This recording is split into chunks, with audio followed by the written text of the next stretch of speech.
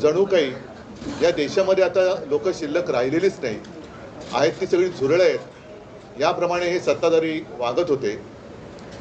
आज मला तो एक डायलॉग आठवला, तो पिक्चरमधला कुठला होता ना, एक मच्छर साला आदमी को, यशवंत सिनेमाचा। तसं एका झुरळाने हुकुमशहाला झुकवलेलं आहे। आणि ज्या तरुणांना झुरळ म्हटलं त्यांनी सुद्धा लक्षात ठेवलं पाहिजे की आपण केवळ खुर्चीत बसलाय म्हणून डोक्यात माज गेला असं वागू नका। देशातली युवा शक्ती ही जर का एकत्र आली तर काय करू शकते त्याची झलक आहे। मी आपल्यासमोर किंवा आम्ही सगळे आपल्यासमोर येण्यापूर्वी अभिजित दिपकेचं एक ट्विट पाहिलं आणि त्यांनी सांगितलं की हे आंदोलन अजूनही आम्ही मागे घेतलेलं नाही, कारण अजून 2 मागण्या त्यांच्या बाकी आहेत। महत्त्वाची मागणी होती ती धर्मेंद्र प्रधान यांच्या राजीनाम्याची। आता त्यांनी राजीनामा दिला आहे तर त्यांचा खातेबदल केला आहे याच्यावरती अजून काही स्पष्टता नाही, पण त्यांनी राजीनाम्याचं पत्र हे सर्व माध्यमांसमोर दिलेलं आहे। आता हे झाल्यानंतर याविषयी जे प्रश्न निर्माण झालेले आहेत त्याचं पुढे काय होणार, कारण या आंदोलनाच्या दरम्यान भाजप सरकारचा एक बिभत्स भीषण गुन्हेगारी प्रवृत्तीचा चेहरा हा संपूर्ण जगासमोर आलेला आहे। ज्या पद्धतीने तरुणांवरती लाठ्या चालवल्या गेल्या, ज्या पद्धतीने तिथे आलेल्या युवतींवरती हात उचलला गेला। आम्ही जेव्हा गेलो होतो तेव्हा एक ती युवती अत्यंत व्यथित होऊन व्याकुळ होऊन सांगत होती तिच्या कपड्यांना सुद्धा हात घातला गेला। आता या पोलिसांवरती कोण गुन्हे दाखल करणार, आणि साध्या वेशामधले जे गुंड हे तिकडे घुसवले गेले होते यांना शोधून त्यांच्यावरती कारवाई करणार की नाही, आणि एकूणच या विद्यार्थ्यांवरती जर कुठे जर गुन्हे दाखल केले गेले असतील तर हे मागे घेणार आहेत की नाही हे आता अमित शहानी सांगितलं पाहिजे। कारण या पोलिसांवरती ज्यांनी दंडुकेशाही केली, या तरुणांवरती लाठ्याकाठ्या चालवल्या, त्यांच्यावरती जर का कारवाई होणार नसेल तर मग कदाचित ही तरुणाई आता धर्मेंद्र प्रधानांकडनं अमित शहांकडे त्यांचा मोर्चा वळवल्याशिवाय राहणार नाही। असो, मला असं वाटतं की या तरुणांना खास धन्यवाद दिले पाहिजेत। याचं कारण असं, परत एकदा सांगतो की या देशामध्ये जणू काही आता लोक राहतच नाहीत, ही सगळी झुरळं आहेत। आपण काही केलं, कशी मस्ती दाखवली तरी हे चालून घेतली जाते। हा जो काही एक समज किंवा हा जो एक भ्रम भारतीय जनता पक्षाने त्याच्या मस्तवाल सत्ताधाऱ्यांनी निर्माण केला होता, ते चित्र यांनी भुईसपाट करून टाकलेलं आहे। म्हणून यांना मी पुन्हा एकदा धन्यवाद देतो की या देशामध्ये आधुनिक क्रांतीची ठिणगी विझलेली नाही, आधुनिक क्रांतिकारक जन्माला येऊ शकतात त्याची एक चुणूक या निमित्ताने संपूर्ण जगाला आपल्या देशातल्या तरुणांनी राखून दिलेली आहे। उद्याचा मार्च आहे हा नक्की होणार आहे, कारण हे एक महत्त्वाचं पाऊल आहे। तर कालचा कार्यक्रम कशाला करायचा, पण हे जाहीर झाल्याबरोबर आदित्यला काय, अमितला काय, असंख्य लोकांनी संदेश पाठवले आणि सांगितले की नाही आम्ही उद्या पण येणार आणि रविवारी पण येणार।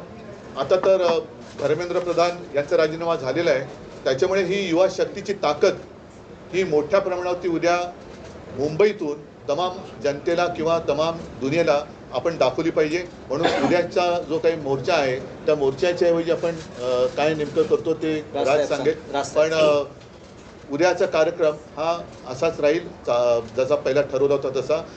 तिकडे जमू, पुढचं राज सांगेलच, पण या पुढच्या आंदोलनाची दिशा मी अभिजितला सांगणार आहे, कारण त्याच्याबरोबर मी फोन करण्याचा प्रयत्न करतोय। कदाचित तिथलं नेटवर्क जाम झालं असू शकेल, तिथे जामर लावले, त्याच्यानंतर त्यांच्याशी बोलून अभिजित आणि त्याचे सहकारी काय ठरवतील त्याच्याप्रमाणे सगळेजण पुढे जातील। उद्या शिवाजी पार्क मैदानामध्ये वीर सावरकर मार्गावरती तिथेच व्यासपीठ असेल।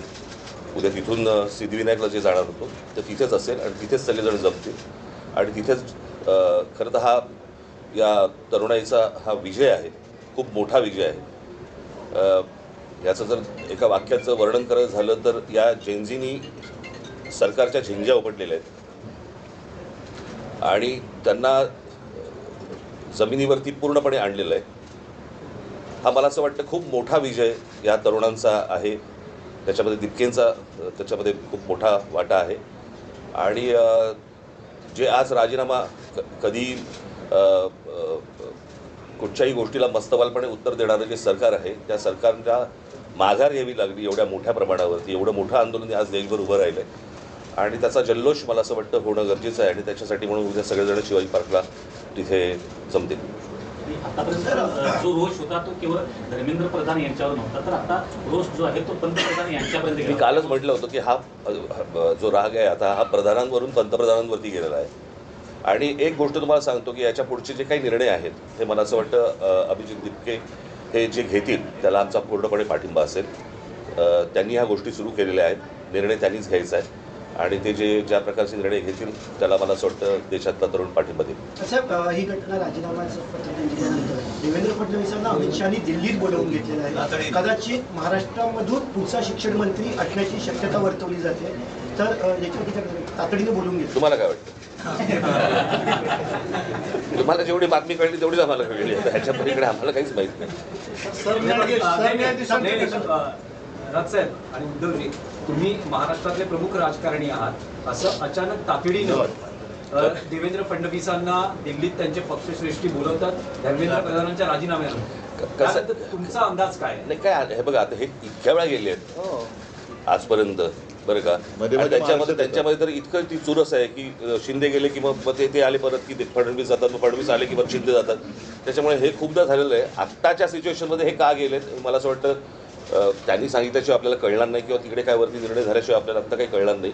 कारण जशी तुम्ही आत्ता बातमी ऐकली तशी आम्ही पण आत्ताच ऐकलेली आहे. त्याच्यामुळे आता याच्यावरती आत्ता या क्षणाला काय बोलण्यात अर्थ नाही. मन की बात होणार असं काहीतरी म्हटलं जातं. मन की बात होणार असं म्हटलं जातं. खरं